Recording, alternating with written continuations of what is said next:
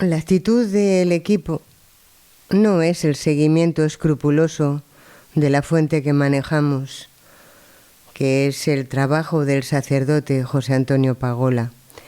Nos inspiramos en él, pero seguimos nuestra propia sensibilidad. Y dado que el tema que vamos a trabajar tiene referencia con este aspecto de los pequeños, pero nos vamos a permitir la libertad de tocar el primer aspecto que se nos hacía presente en nuestras prioridades. Comenzaremos con la invitación a la Iglesia, en general, de transparentar en su estructura la predilección del Maestro por el servicio. El que quiera ser el primero, que sea el último. El próximo mes trataremos de considerar el papel real de los pequeños en la aspiración y organización de la pastoral eclesial.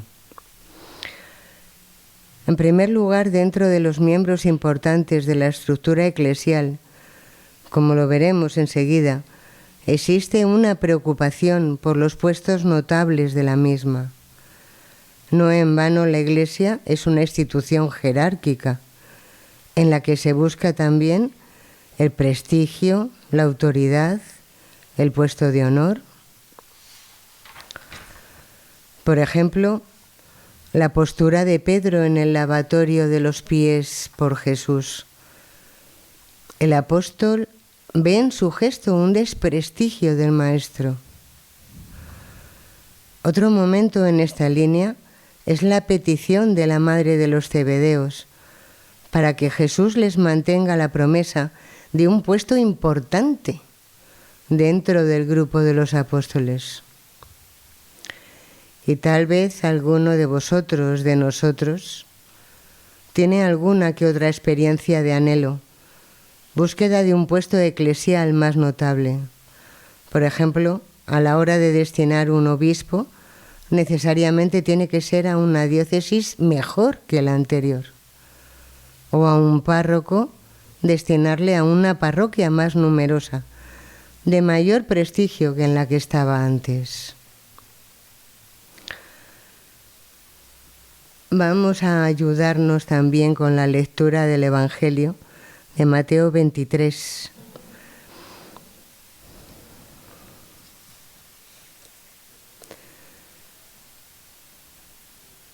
Entonces Jesús, dirigiéndose a la multitud y a los discípulos, dijo: En la cátedra de Moisés se han sentado los letrados y los fariseos. Lo que os digan, ponedlo por obra.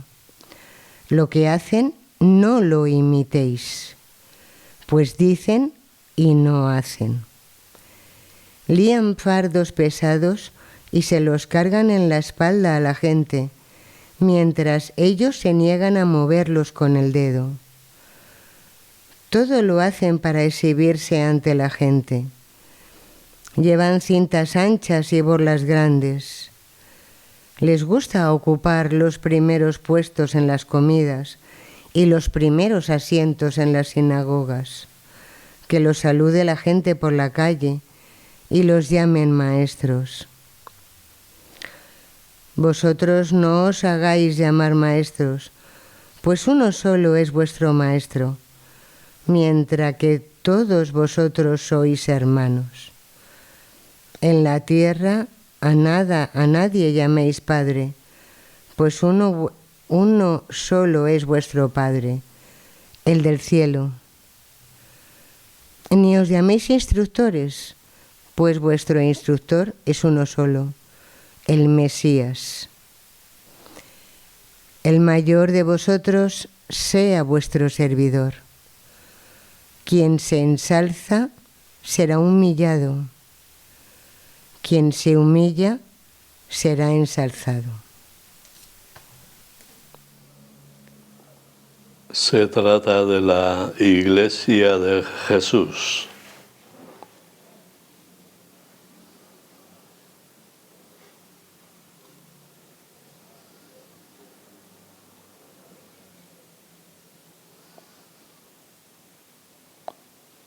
una institución por su misma naturaleza con un gran peligro de sentirse única, superior a todo lo demás.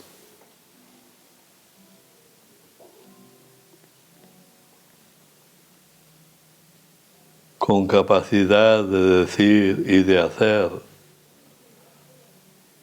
lo que ella cree que tiene que ser.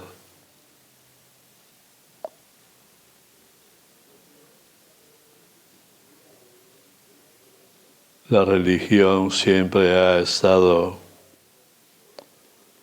afectada por otras instituciones y movimientos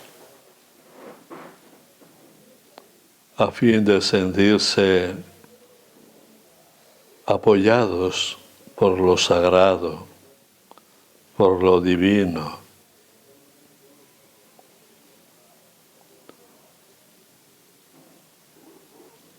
Y cuando la Iglesia toca algo, todo queda tocado.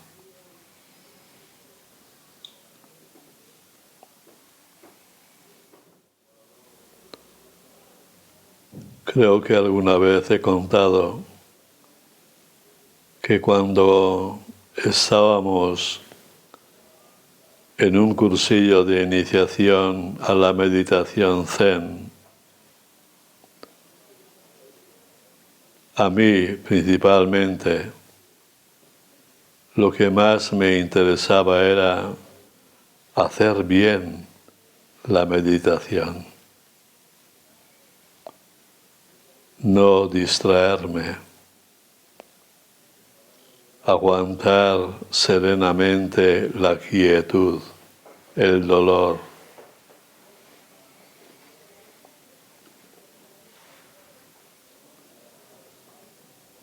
Y hasta que aprendí, porque me lo dijeron, que la meditación puede ser, es importante, pero si la vida no es tocada de alguna manera a mejor, el trabajo es inútil.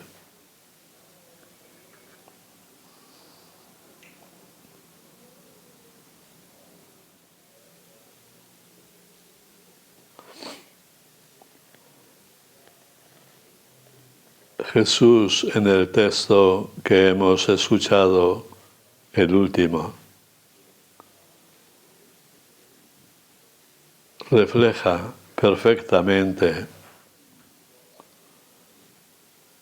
las escasas miras de los eclesiásticos, de los religiosos,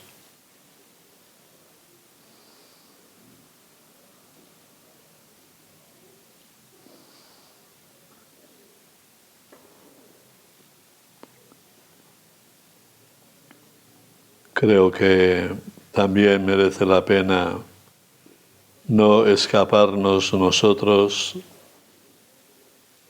del fruto que la meditación de hoy quiere posibilitarnos.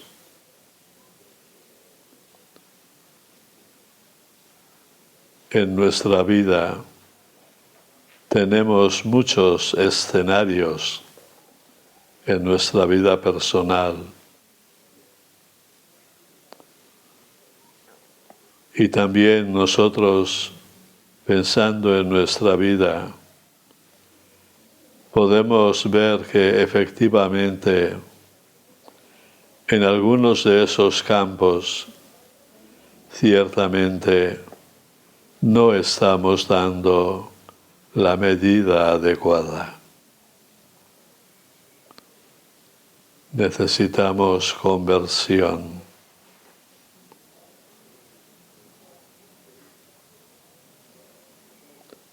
nuestra influencia no será pública,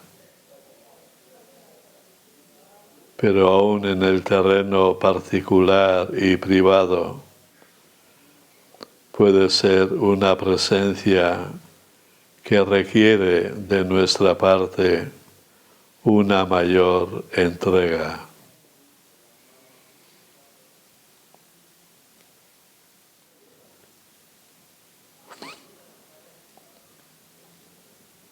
Todo camino espiritual que no transforma la realidad vale poco.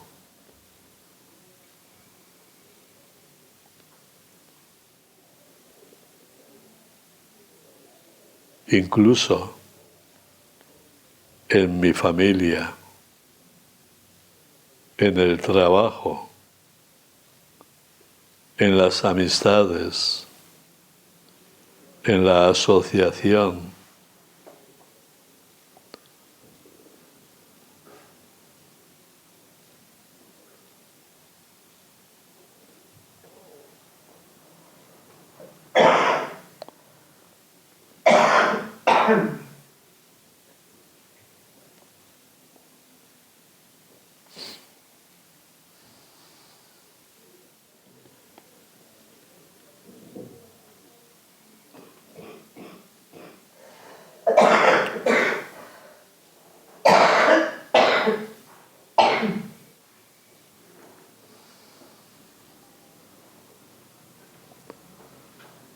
El ser humano,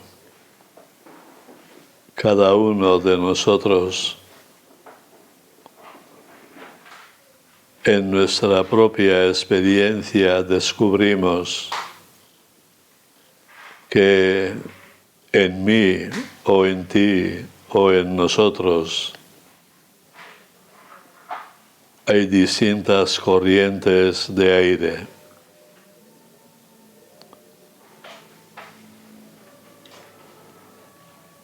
A veces un aire pacífico, sosegado, otras veces un aire exigente, impositor.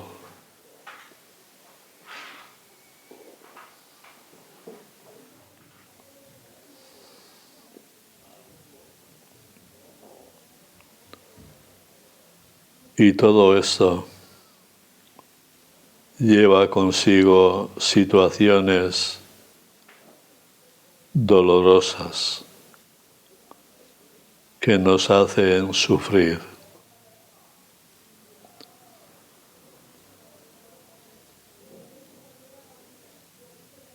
En el budismo se habla de la primera noble verdad. Existe el sufrimiento.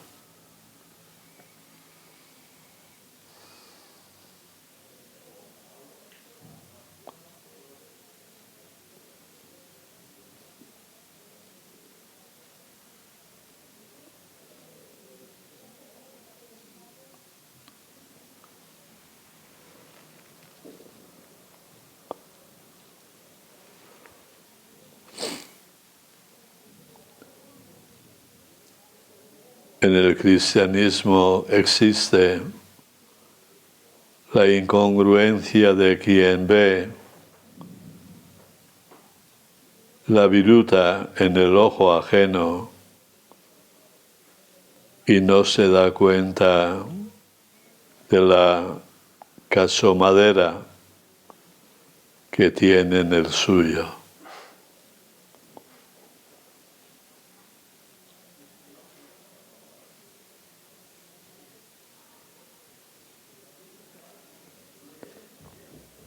Y Jesús dice, hay que nacer de nuevo.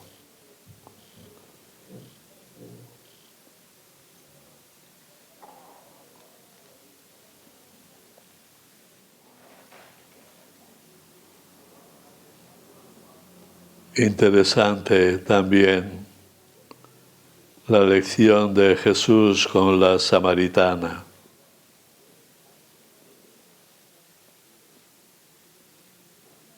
Los dos necesitan agua.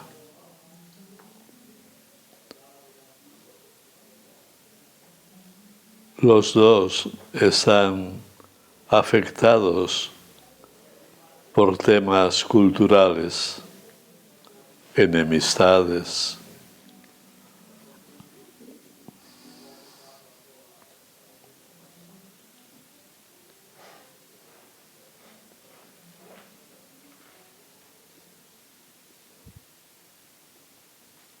Y los dos sedientos, dejando que se note la superioridad del uno con respecto al otro.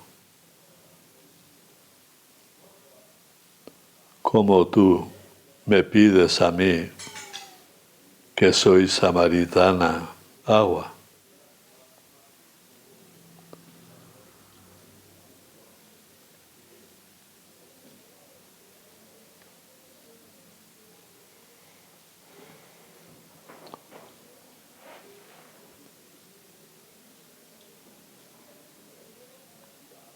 Y Jesús le hace ver a aquella mujer, es verdad, tú tienes algo que nos puede quitar la sed. A mí el primero.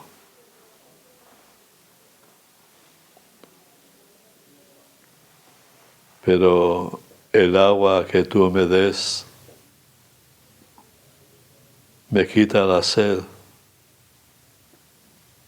pero la sed vuelve.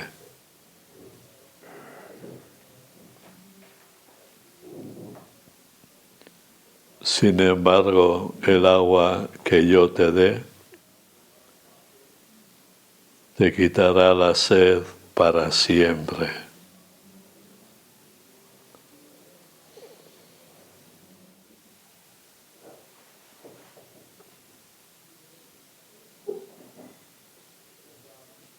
El ser humano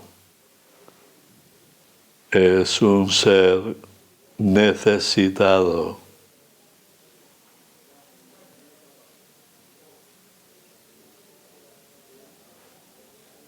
Y nos podíamos preguntar, ¿con qué nos estamos saciando la sed?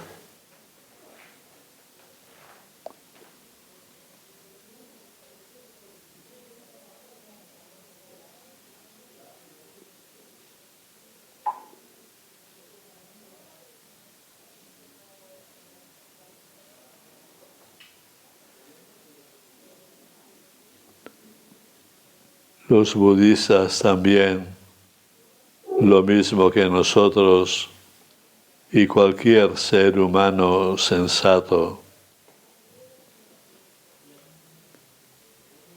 dicen y podemos decir que la fuente del sufrimiento es la ignorancia.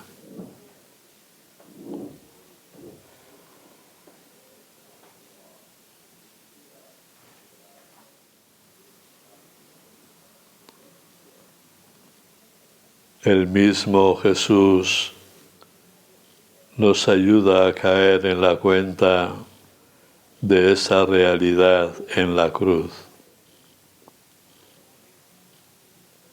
Padre, perdónales porque no saben lo que hacen.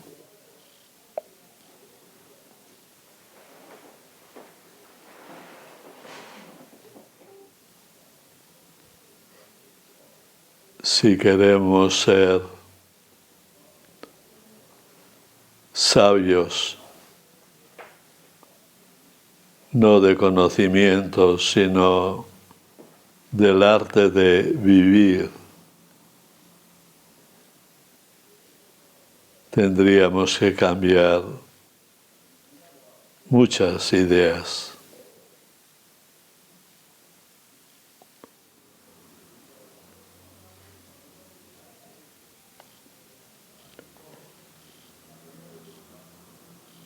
Para todo camino espiritual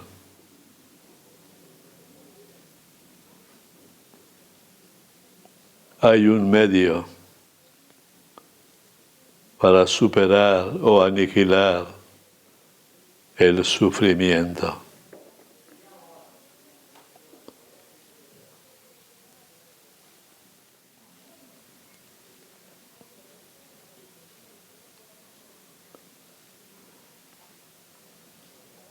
Para todo camino religioso y espiritual es importante la propia experiencia.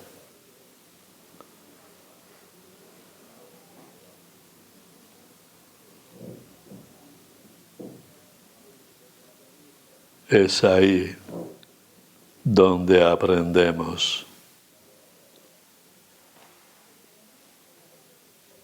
O donde podemos aprender.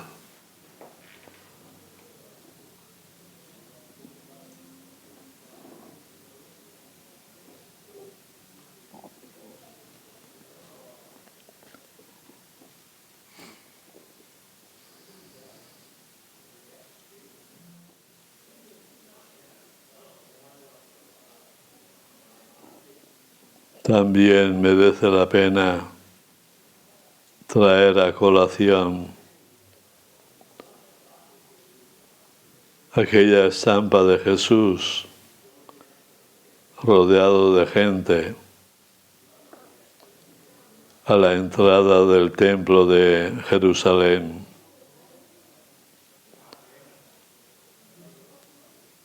Los ricos echaban mucho dinero.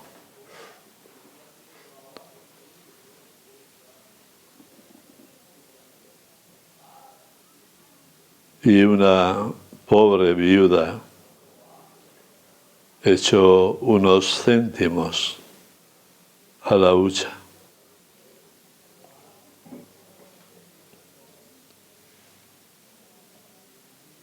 Y Jesús, con esa su visión profunda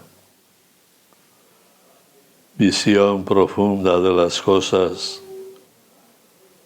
les dijo a los que estaban con él: ya habéis visto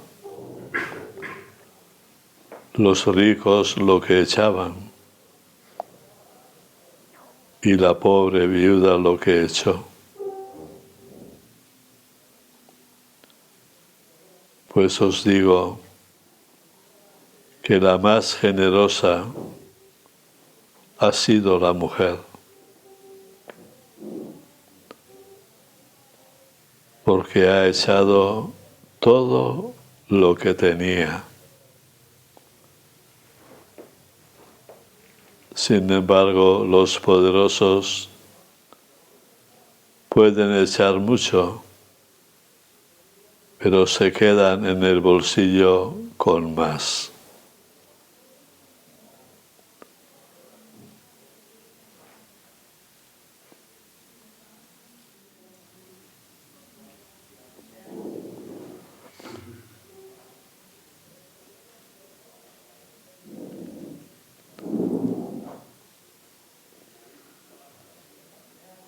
Fijaros en ese caso.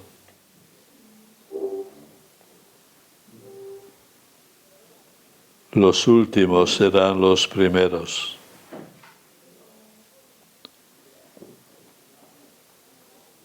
¿Cuál de los dos grupos ganó en generosidad?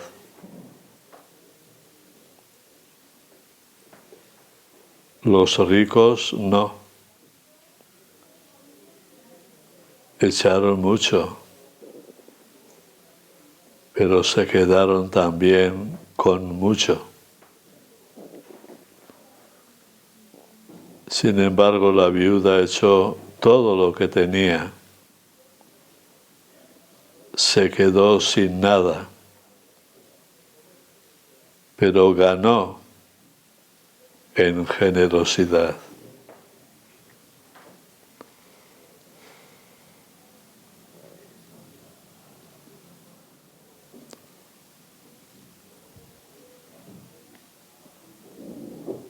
En el budismo tenemos el óctuple camino que nos puede llevar a la libertad.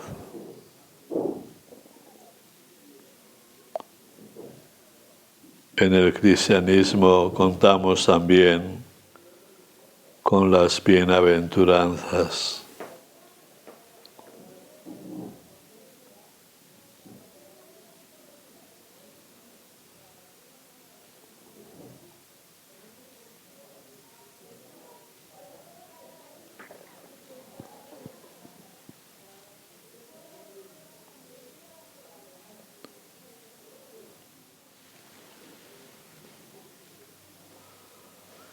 Sí, muy bien.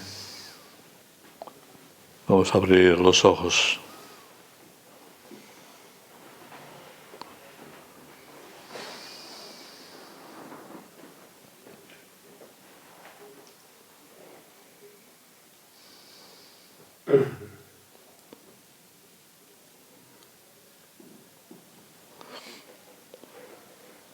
La religión en la vida humana pues tiene mucha fuerza, mucho peso, ¿no?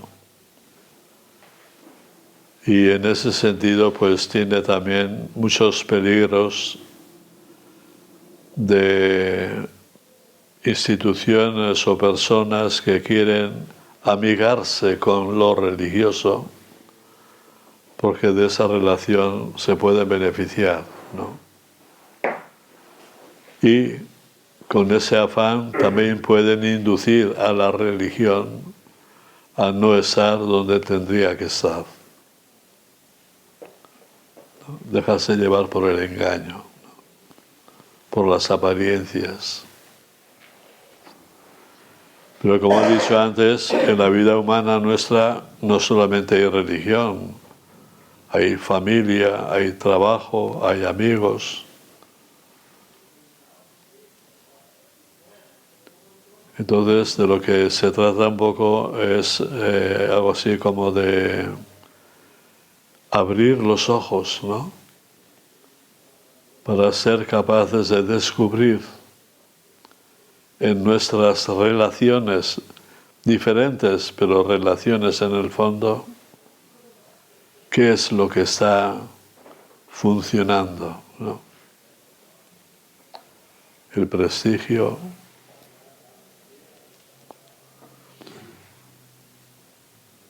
el servicio.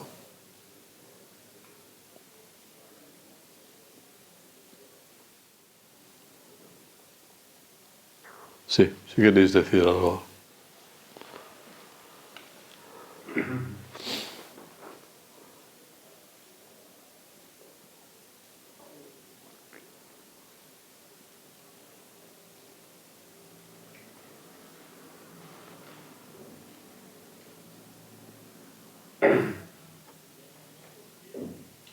Quizás puedo comentar por romper el hielo un poco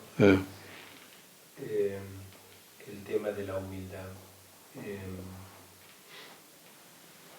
que a veces yo siento que se puede malinterpretar, porque claro, tú dirías, para combatir la arrogancia, posiciones vanidosas, pues lo mejor es estar en una esquinita y que nadie se fije en ti, no hacer nada, quiero decir, estar ahí muy tranquilito en una esquina, pero yo a veces siento que eso es una falsa humildad, es decir, que eso es una humildad que en realidad es arrogancia.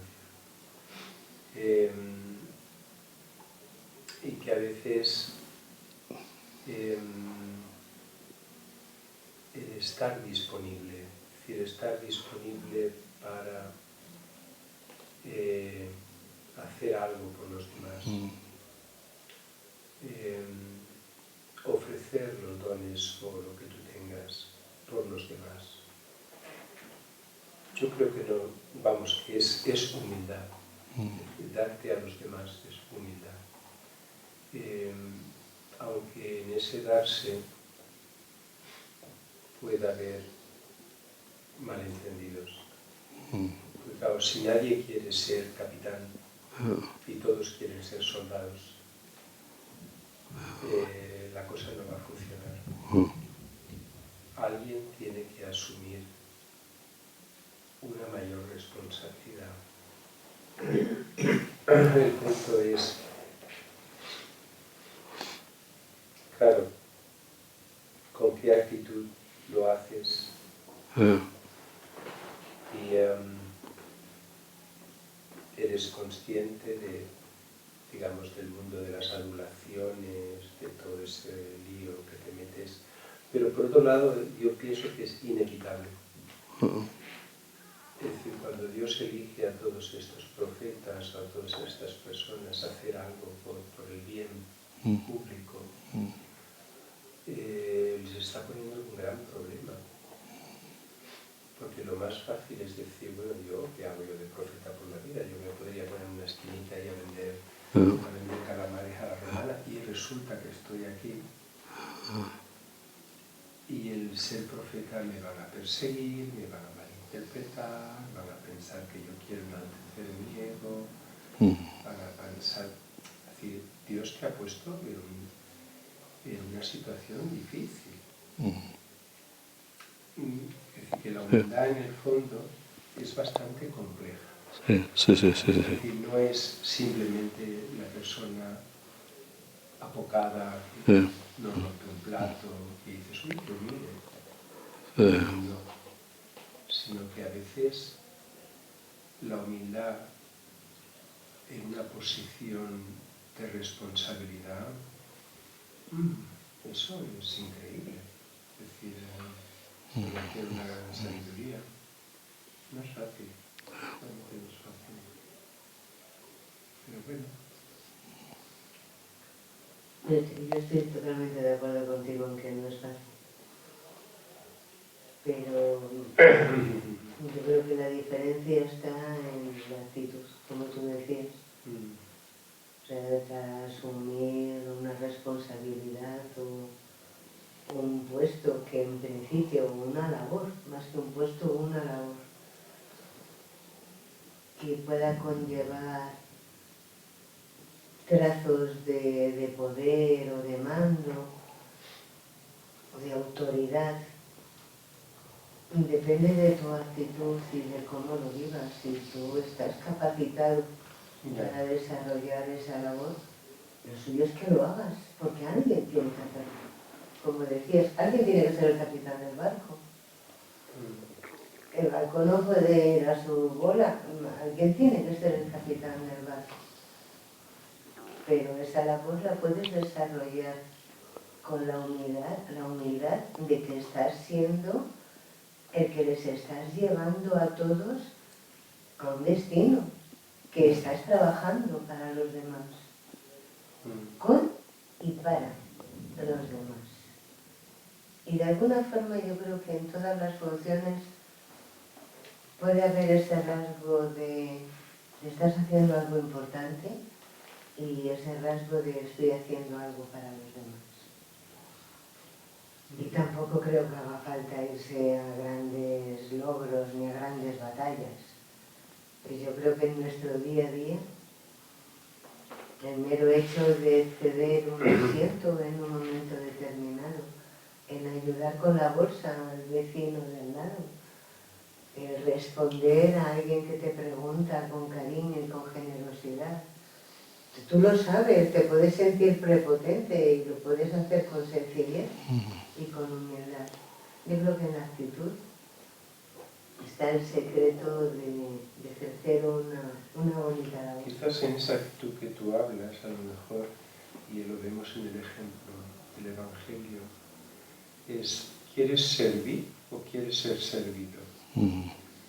Es decir, ¿quieres que te iluminen los focos para que de alguna manera la gente sepa lo bueno que eres o lo buena que eres o no?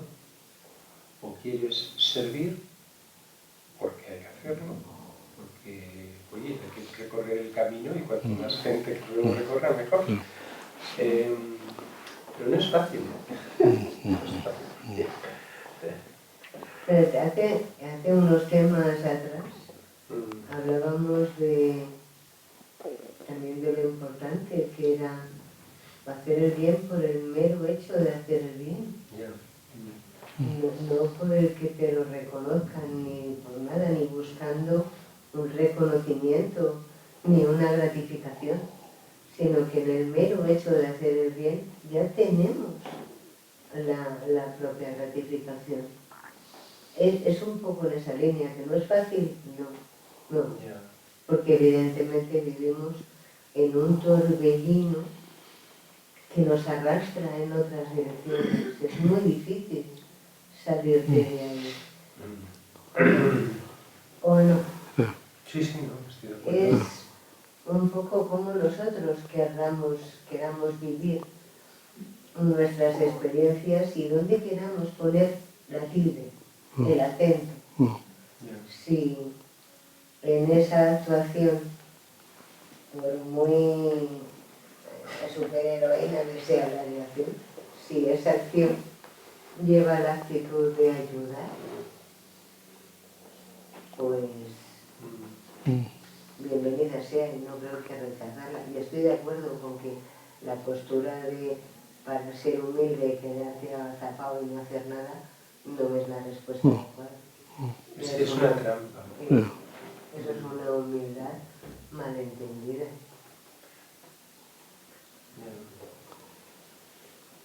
No, pero José, seguro que te ha pasado mucho en la vida, ¿no? Es decir, servir y ser servido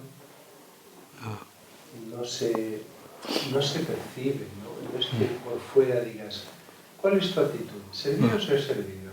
Y tú dices, clarísimo, esto es como el agua y el aceite. Pues no.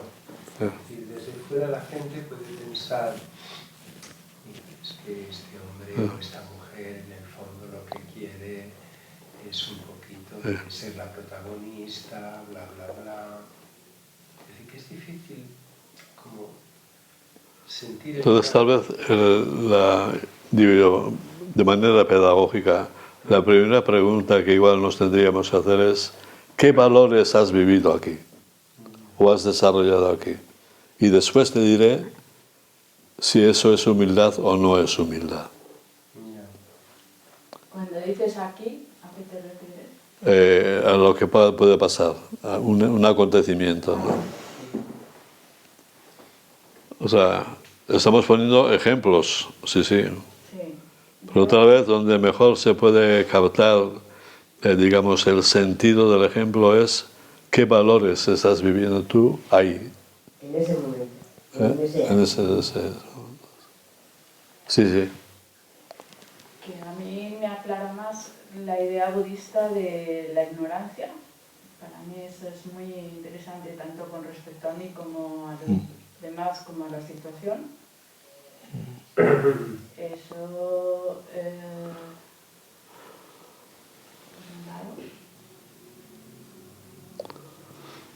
Sí.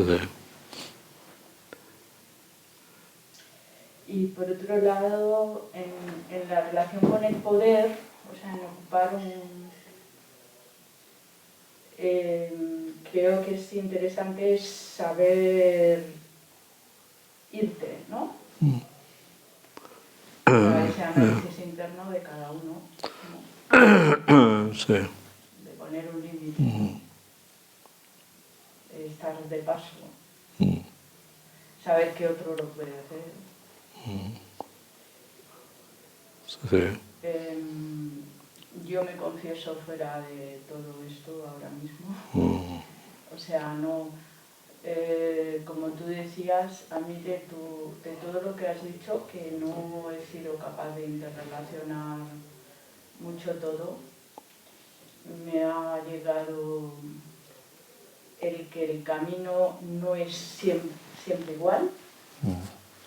Y ahí lo que yo puedo apreciar es precisamente la mirada con atención, ¿no? En épocas como la que yo estoy viviendo, que el camino es siempre igual, pues se me hace duro Y luego lo que has dicho más adelante de que el camino tiene muchas más cosas de las que vemos, ¿no?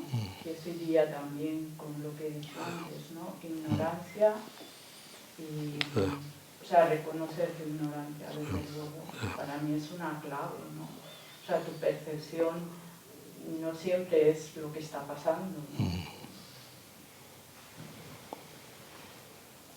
Antes o a la vez que el compromiso con unas actitudes,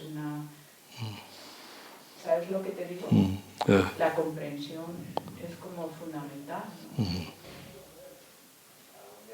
Sí. Yo me acuerdo una vez que estábamos en Sei de Veranda, en nuestro convento, era la hora de la comida, y entonces mis compañeros estaban en el comedor comiendo, evidentemente, ¿no? Y yo no sé por dónde andaba o cómo llegué tarde, y había unos seglares que estaban buscando, yo no sé si o a un padre o a una puerta de salida o qué, ¿no? Y me siguieron.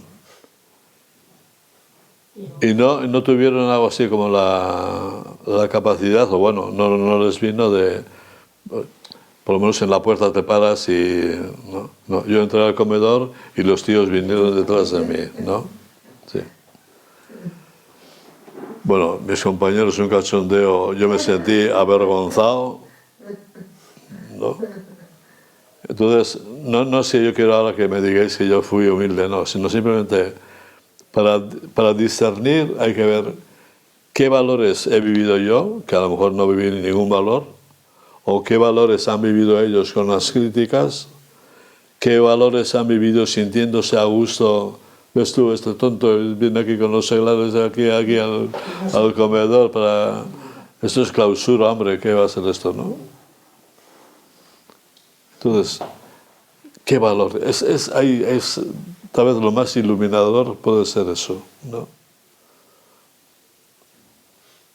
Si yo creo, o sea, yo no sentí que les estaba ayudando, llevándoles al comedor, es que ellos vinieron detrás de mí, ¿no? Con unos tíos echados para adelante, ¿no? No te preguntaron. Sí.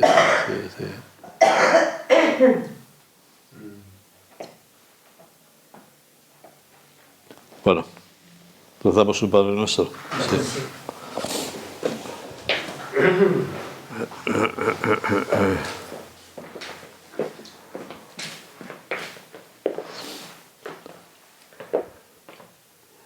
Padre nuestro que estás en el cielo, santificado sea tu nombre. Venga a nosotros tu reino. Hágase tu voluntad en la tierra como en el cielo. Danos hoy nuestro pan de cada día. Perdona nuestras ofensas, como también nosotros perdonamos a los que nos ofenden. No nos dejes caer en la tentación y líbranos del mal. Amén.